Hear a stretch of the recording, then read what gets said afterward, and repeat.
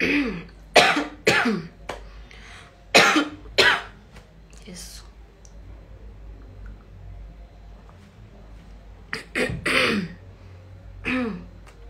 Hello guys, welcome to Bathroom Kenya. Of course, another amazing day, rather night, that we have an amazing interview right here on Bathroom Kenya. I am your favorite buzz lady, Christine. I apologize, I have a flu coming. I always have a flu. I know by now you're up to speed with that. So tonight I'm going live with Donna. So Donna is the founder of Miss Curvy Kenya. And yeah, so we're going to be trying to get some details from her because they have an event coming up, I think in December, and then we can get a lot of gist and tea of how she drew or where the idea rather came from. But before she joins us, I'd like to say hi to a few people. I see Stacy 96. Hi. I see Mercy Kate, Nimo Wamaina. I see Kimberly. I see Mwende Miriam. Excuse me. I see Hashi Obare. Christine, you're always on top. Thank you. You're such a beautiful lady. Yeah, so we're just waiting for, let me just check if she's here. I'm just waiting for Donna to join us, and then we can start. Now I want to menza request. I think I can take a few requests before or after the live. I'll see. Hi.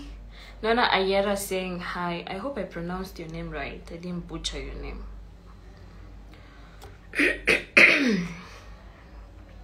No, watu mko na homa ama ni mimi tu. Mimi sijui what is happening to me. Ama it's dust. I don't understand. Hello. Hi Danjel. Who? Hi Masime. Hi Maxwell Otis. Sammy, let me see if she's here. Perfect.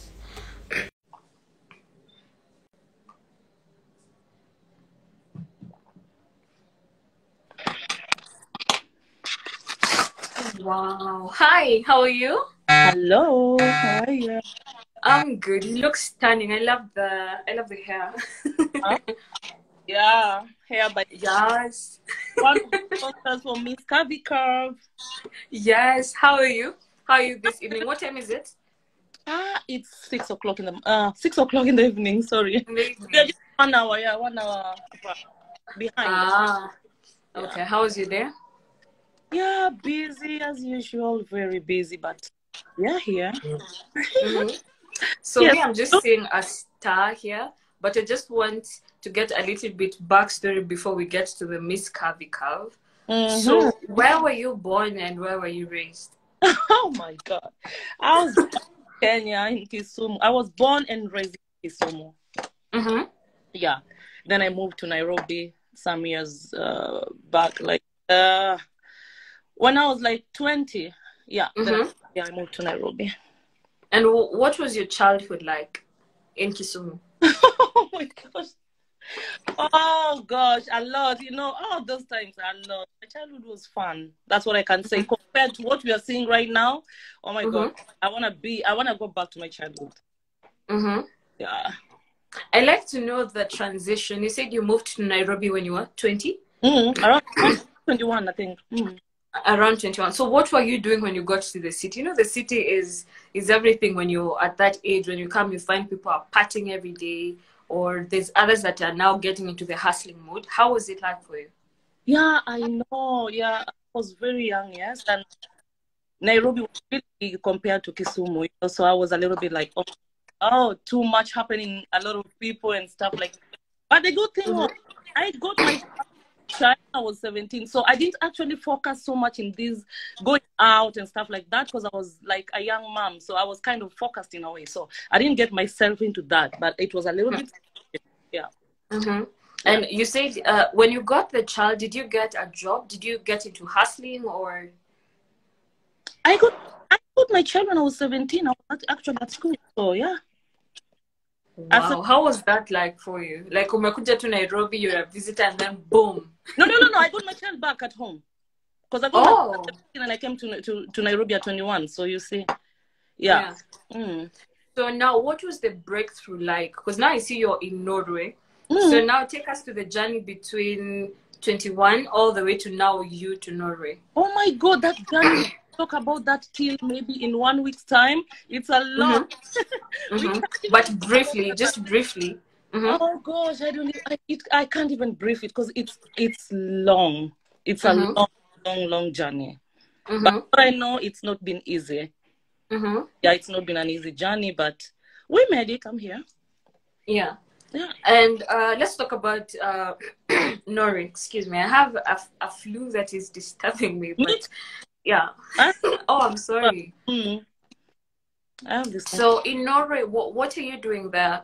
Of course, I got that you have a nail. Is it a nail parlor or just a beauty parlor there? What other businesses are you into when you're there? Yeah, so I have this salon and beauty parlor, which I actually closed last year because of this COVID and stuff like that. But we are reopening here, and I have an event planning company, which is entertainment is the mother of everything. Even Curvy is under a very excellent entertainment, and I own a construction company, which I don't talk. It's the first time I'm saying it here, so probably some people now know what I do on the side. Yeah, you heard it here first, of course. It's the first time doing it here, yeah. So, yeah, and how is it like? Business brand as well. Yeah, Pedona. How is it like business over there? Is it the same as here, or is it more demanding? Oh, business over here is I can't say okay, but it's better back home. We're paying a lot of tax, but yeah. Yeah, I think it's better.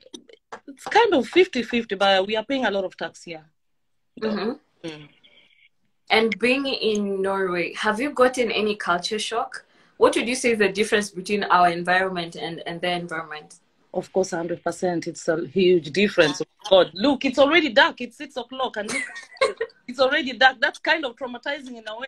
Like, like it's getting dark. Maybe in like now this season we are coming now. We are facing now like maybe around 3 o'clock. Then it's dark already at 3 o'clock. So yeah, it's kind of challenging, because like this back at home and it's very cold and very one of the coldest country in the world. So yeah, so compared to where I come from, of course, that's something. I like that you brought up the fact that you had closed your beauty parlor because of the pandemic. How was that for you? Is it that people stopped coming to get their things done, or what was happening? Yeah, something like that. Because this pandemic actually shocked people, so people were kind of like scared. And my salon, it's kind of physical. You have to touch people, you have to do this, you have to make their nails. So it was really down, not only for me, but I think with all the beauty parlors around the world. So yeah, some people stopped coming. We didn't get a lot of clients. Then, as it's a very expensive country. If you can't pay, people can't come there, how are you going to pay the rent? Yeah. So it's really because I was paying like almost like 500,000 Kenyan shillings per month. So how can you pay that if people are not coming? Yeah. So shut it down till so we are coming back next year. Yeah. And then as I was again stalking you, I realized that you're also an event promoter. What are some of the artists that you've worked with? I've worked with a lot of artists, actually. Some I've not even put on my profile, but I've worked with a lot of artists. Sauti Sol, Akode, Eric Omondi. I've worked with Olamide. I've worked with Skibi. I've worked with a lot of artists. Yeah. And how are you in contact with them? Because with me, I think it takes knowing somebody to know somebody. So how was that for you, like getting to interact with all these artists and then promoting them everywhere? What was that journey like? Yeah, it's always like that. You have to know someone. It's always about connection, especially in this field where you have to get a good connection. So yeah, it was through somebody and somebody like that. And now, yeah, we are here, so I can get in touch with them anytime, any minute. But it was like, first it was like a connection. Yeah. And what are some of the challenges that you have faced? Of course, you know, with these superstars, there's always something after the other. What are some of the challenges that you have you have faced when you're working with the stars? Yeah, a lot that I can't. Somewhere here, they'll be like, okay, next time you come to book us if that's what you think about us. Yeah, a lot of challenges, to be honest, you know. But you know, some of our artists, they think like they have reached, they are here. Some don't even appreciate that you brought them in this country for the very first time, because if it was not entertainment, maybe they will not come at that time. So, sometimes they need to treat us equally, like, oh my God, okay, we are going to this country for the first time and stuff like that, you know, like it's just too hectic, but it's something I'm doing from my heart. I love event planning. I love music promotion. So I will always I have to put up with that. But yes, it's crazy. I've faced a lot of challenges. Yeah. And speaking of events, I saw Miss Curvy. Tell us about that. How did it come about? Miss Curvy. Oh my God, this is something that I love so much. So Miss Curvy started actually from me as a person. Because I'm curvy, if you didn't. Period. And I remember when I was growing up, I used to like, I want to be a model. I want to be a model, which I was. I remember even with Miss Kenya, Miss Kenya, some years back, 2000 and I don't know, whatever. Yeah, I remember that. It was like, oh, you either shave your hair, bald headed, stuff like that. I even went bald actually. So I was into this thing like, oh my God, I want to be a model. I want to do this. I tried my best, you know, and I was also young. But most of the time, they could disqualify me because I was a little bit chubby. They were like, never. You can't be a model. You have to be a little bit, you know, skinny, and it will take you to work on your stomach, tummy, to work on your behind. Because me, I had this since I was young, so it was something like I had to deal with. So it didn't work so well because everybody was kind of like, oh, you can't be a model, you can't be a model. Then I was like, okay, it kind of shattered me a little bit. But now I came back, like when I was like, okay, now I'm so independent and I can do my thing. Now I have event planning company. This is the time now to refresh my, you know, my dreams, kind of, you know. That's how it came up. I was like, you know what, this time I'm not even gonna do something like the way people always do it. There's a difference between curve and and plus size, and now the skinny models. Because you know, most of the time, give the plus size opportunity, because people are like, oh, plus size beauty pageant. Then there's like this skin, like Miss Kenya, Miss World, those ones. Then we are in the middle, like size large, extra large. Where are we? Medium, large, extra large. Nobody wants us. The plus size, they're saying, you're not so plus size. The skinny ones are, you are too fat. So that's why I created curve. That's where we come from. Yeah, so we are between medium, large, and extra large. And of course, we don't mind even the XXX, but we are between this range, medium, large, and extra large. Yeah, so that's how it actually started. Yeah. Just like that. And when was the first season? Because I've seen the marketing of the second season. When was the first season? 2019. 2019? Yeah, 2019. 2019. Yeah, 2019, yeah. And I think from the little I know about pageantry, there's always, for example, if it's Miss Curvy, it's 2019, 2020, 2020, 2021. Yeah. So the gap here, what was happening? Pandemic, of course. The pandemic, of course, our biggest enemy. Yeah, that's a pandemic. Yeah. Yeah. And what would you say is, how is it planning an event when you're in Norway, of course? Like, do you have a team here that you trust to run it for you, or what happens? Yes, I have a team. Yeah, I have a team. S Digital. They are the ones handling Miss Curvy. Yeah. And what would you say the difference between the first season and the second season? Because I think sometimes when you're getting into business, you're so fresh that sometimes you miss some things. But now that you have another shot of doing it, what are you doing different? Yeah, 100%. even in the second edition, I still consider myself fresh. Because Mm-hmm. people don't even believe in you till they see the third season. Yes. Me, when I started my event planning, nobody Mm-hmm. would like even come to my events because they're like, is she really an event planner? So it's the same as Curvy, you know. Mm-hmm. Yeah, it's still fresh, but at least the second edition, we are fully prepared. There's some mistakes that we did in the first one that we're gonna do in the second one, which I can't expose here right now. I can't say Yeah. it, but 100% they're doing it better than the first one. Mm-hmm. Yeah. And are the auditions still open? No, No. it's closed. Okay, but what would you say is the criteria for you to decide, or rather for the judges or whoever is going to be there to decide who is going now to represent my brand? Because for you mentioned that this is something that is very close to home to you.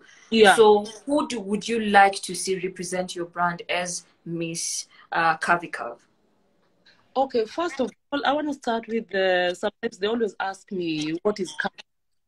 I believe beauty comes in different shapes and okay? And mostly curvy women are not so much appreciated and they are not being put outside there as men, okay? So I created this platform to give them voice.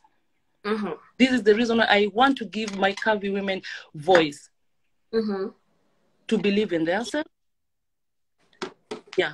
and to embrace themselves the way they are. So, actually, what we are looking for, it's nothing actually much. We just want a person who is confident in how she is, how she's looking at everything. We just need confidence, a person who can represent the brand, and a person who can be a role model to upcoming future, like upcoming small young ladies. We just need a role model, a person who believes it, a person who is confident, who doesn't care about what people are talking about, like I don't know, that's confidence, let me say. Yeah. A person we need. We just need the originality. Yeah. And have you also had a chance to interact maybe with the models that are already there? Yes, I was there when the audition. I was there when the yeah, I did. I see them almost every time, even though we don't talk so much, but I track every movement, everything they do. Yeah. What would you say you feel when you see other young ladies that are chasing the same dreams you chased, but maybe you didn't have the right platform? How would you say you feel when you see them on your platform, like coming all out with all their confidence? Because I've seen some of the photos of some of the contestants, and man, they're beautiful. How do you feel when you see that? Every day, every time, keep on looking at those pictures, going back to the pages, like seeing all the videos, how we did the audition. It makes me so happy. Like, Donna, I did it. I did it, you know? So it really makes me happy. I don't even have words. It makes me very happy. Yeah. And now maybe tell us, as we wind up, about the upcoming event. When is it? Should we expect any tickets, or when is that going to be? Yeah, the next season 2 is going to be on the 4th of September, 2021. Okay. So maybe 2 months to go to the event. Yeah. The tickets. Every information is gonna be out this week. I think we're gonna have the final flyer with all the tickets. Yeah. Yes. And I think maybe we can get an invite right here on Bathroom Kenya. I think maybe I'm very passionate about modeling, so of course I'll be there to support the contestants. You are Thank you. Do you have any parting shot for anyone that maybe a model, a business person that wants to get into business and doesn't know what to do, or into modeling? About business, you just have to be patient, believe in yourself, and always go for it. Always go for it. Don't mind about you. Just believe in yourself and go for it. That's what I can say. Yeah, because it takes you to make everything happen. So you don't need anyone else. Just trust in you and go for it. And that's Okay, sawa sawa. Donna, thank you for joining us. This was a lively interview, and I believe we're going to get more details, of course, as we go. I'm sure we're going to share the poster when the event is out, and I'm sure other people would like to watch it and maybe be part of the season 3, God willing. 100%. I know it. Yeah, because we had a lot of people also with girls, and we can't. So 100% next season, yes. Yeah. So asante sana for joining us. Have a lovely evening. Yeah. Yes. Thank you so much. You're welcome, Mama. Thank you. Have a lovely evening. Thank you. Thank you. Okay, bye. Okay, bye.